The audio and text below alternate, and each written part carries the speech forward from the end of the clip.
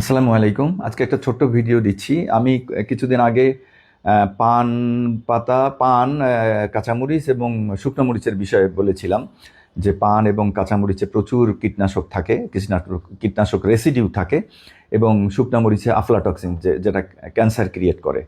কীটনাশক cancer create করে, heavy মেটালও করে, রেডিও অ্যাক্টিভ এলিমেন্টসও করে। তো অনেকে হা হুতাশ করেছেন ওই পোস্টে যে কাঁচামরিচ কীভাবে খাবেন, অনেকে পান পাতার কথাও বলেছেন, পানের কথাও বলেছেন এবং শুকনো মরিচ। আমি একটু মায়েদের জন্য বিশেষ করে বলতে চাচ্ছি, সেটা হচ্ছে যে নট অনলি কাঁচামরিচ এবং পান পাতায়, হ্যাঁ, কীটনাশক রেসিডিউ আমাদের প্রত্যেকটা ফসলে, শাক সবজি যা আমরা রান্নাঘরে আনছি এবং রান্না করছি, সব কিছুতেই কীটনাশক রেসিডিউ থাকে, কম এবং বেশি। এটা কিন্তু থাকার কথা না, একদম টেন্স টু বি জিরো, থাকবে না, এবং না থাকাটাই সরকারের দায়িত্ব আমাদের রান্নাঘরে একদম নিরাপদ, পূর্ণ নিরাপদ খাবার পৌঁছায় দেওয়া। তো কাজে মাত্রাটা ডাজেন্ট ম্যাটার, মাত্রা যেটাই থাকুক এটা থাকার কথা না, এবং প্রতিটা মাত্রাই ক্ষতি করবে যে মাত্রাই থাকুক না কেন। তো কাজে প্রতিটা ফসলেই আমাদের কীটনাশক রেসিডিউ আছে, আর কীটনাশক থাকলেই, কীটনাশক স্প্রে করলেই হেভি মেটাল অবশ্যই থাকবে প্রতিটা খাদ্যপণ্যে। তো এখন মরিচের কি করবেন? কাঁচামরিচ, সেটা হচ্ছে যে কাঁচামরিচ বাসায় এনে, কাঁচামরিচ শুধু না, কাঁচামরিচ না, সব শাক সবজি, বিশেষ করে শাক পাতা তো অবশ্যই ভয়াবহ কীটনাশক রেসিডিউ থাকে। পানির মধ্যে একটু ভিজায় রাখবেন আধা ঘন্টা, এবং একটু ভালো করে ধুয়ে পানিটা ওয়াশ আউট করে আবার একবার পানি বদল করে, এরকম 2বার মিনিমাম। এটা কিন্তু সাইন্টিফিক্যালি আমি প্রুভেন কথা বলছি না। যতবার বেশি ধোয়া যায় ততবার সারফেসের কীটনাশকগুলো, এটা একটা খেয়াল রাখবেন, মরিচ বলেন আর পান পাতা বলেন আর শাকসবজি বলেন, সারফেসের কীটনাশকগুলো চলে যেতে পারে বা কিছুটা কমবে, কিন্তু ভিতরে যেগুলো সিস্টেমিক কীটনাশক, এই সিস্টেমিক কীটনাশকটাই ভয়াবহ এবং প্রচুর ইউজ হয় প্রত্যেকটা শাকসবজি, কাঁচামরিচ বলেন এবং পান পাতা বলেন, এটা ভিতরে প্রবেশ করে, সিস্টেমে প্রবেশ করে। এইটা যাবে না, এইটা যাবে না, ভালো ভালো করে খেয়াল করেন। এবং রান্নায় উত্তাপের কথা অনেকে বলছেন, উত্তাপে কিছু কিছু কিছু কীটনাশক কিছুটা রিডিউস হতে পারে, কিছুটা রিডিউস, কিন্তু কিছু কীটনাশক আছে, এখন আমাদের ভয়াবহ কীটনাশক আছে দেশে, যেগুলো কোনো তাপমাত্রায় কোনো কিছু হবে না, ওই অ্যাজ ইট ইজ থেকে যাবে, মানে আমাদের পেটে যাবে। তো কাজে এটা তো অবশ্যই আমাদের দুর্ভাগ্যের বিষয়। আমি আবার বলছি যে আমাদের রান্নাঘরে নিরাপদ, 100% নিরাপদ খাদ্য পৌঁছায় দেওয়ার দায়িত্ব সরকারের অর্গানগুলোর। কাজে এই যে ধুয়ে যে খাবেন, এটা যদি কেউ বলে, এটা কিন্তু আমরা বলতে পারবো, কিন্তু সরকার কখনো বলতে পারবে না আপনারা ধুয়ে খান। সরকারের দায়িত্ব হচ্ছে নির্ভেজাল পণ্য পৌঁছানো। আমি ভালো করে ধুই আর না ধুই সেটা অন্য জিনিস, ভালো করে না ধুলে ব্যাকটেরিয়া থাকতে পারে, সেটা উত্তাপে অনেকটা নষ্ট হয়ে যাবে। এবার আসেন শুকনা মরিচ। আমাদের বলছি, আমার মায়েদের, শুকনা মরিচে আফলাটক্সিন থাকে ভয়াবহ, এটা ফাঙ্গাস থেকে আসে। শুকনো মরিচ সবচেয়ে অবহেলিত পণ্য, একটা দোকানে, একটা মুদির দোকানে সবচেয়ে দেখবেন বস্তার মধ্যে এই সেই একেবারে অবহেলিতভাবেই পড়ে আছে, এবং ফাঙ্গাস ক্রিয়েট হয় ওখানে। এবং মায়েদের বলছি, আমাদের রান্নাঘরে কিন্তু অবহেলিত জায়গায় শুকনা মরিচ আমরা ফেলে রাখি, সেখানেই ফাঙ্গাস ক্রিয়েট হয়, ফাঙ্গাস ক্রিয়েট হইলে আফলাটক্সিন ক্রিয়েট হবে, এবং আফলাটক্সিন স্লো পয়জনিংয়ে সবচেয়ে বেশি ক্ষতি করে। তার মানে কি, আমরা অল্প অল্প শুকনো মরিচ খাই না পিষে, বা শুকনো মরিচটা নিয়ে এসে, এই অল্প অল্পটাই বেশি ক্ষতি করবে, এইটাই ভয়াবহ একটা ব্যাপার।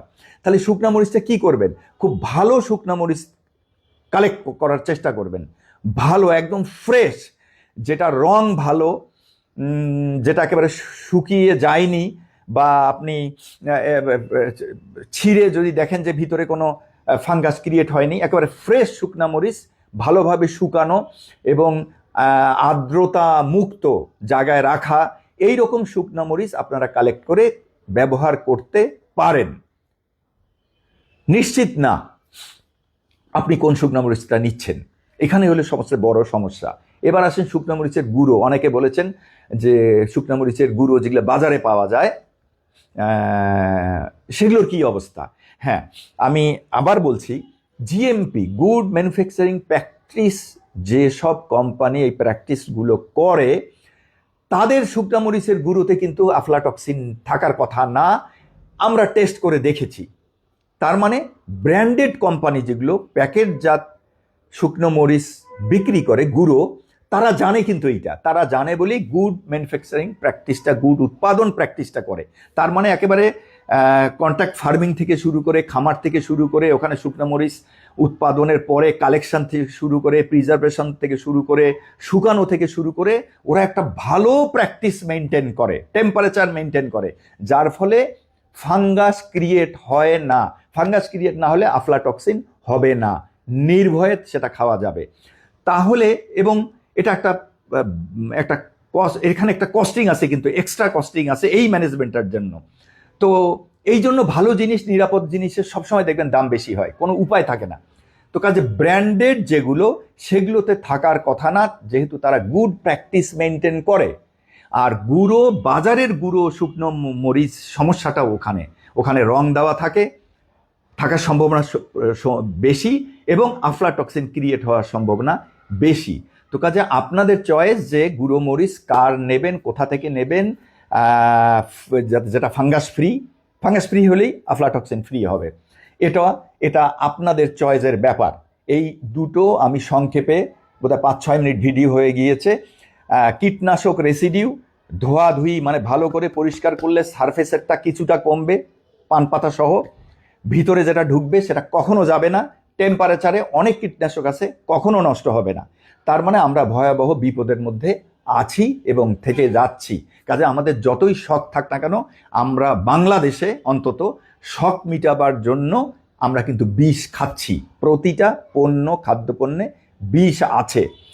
কেউ কোনো কোম্পানির কোনো প্রোডাক্ট, তারপরেও দেখবেন তার প্যাকেটে লেখে না শতভাগ নিরাপদ। কথাটা খেয়াল রাখবেন, বিএসটিএস সিল থাকে। আবার বলছি, বিএসটিএস সিল মানেই সেটা সম্পূর্ণ নিরাপদ নয়। সম্পূর্ণ নিরাপদ হবে নিরাপদ খাদ্য কর্তৃপক্ষ যখন সার্টিফাই করবে, কিন্তু তারা সেটা করে না। তাদের ম্যান্ডেট থাকা সত্ত্বেও তারা এই কাজটা করে না। অথর্ব এবং অপদার্থ একটা প্রতিষ্ঠানে পরিণত হয়েছে ফুড সেফটি অথরিটি।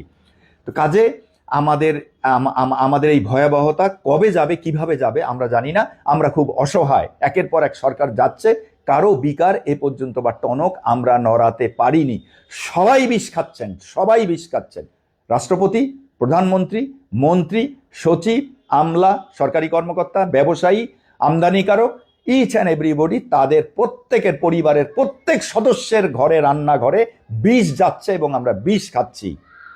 আল্লাহ হাফেজ, আসসালামু আলাইকুম।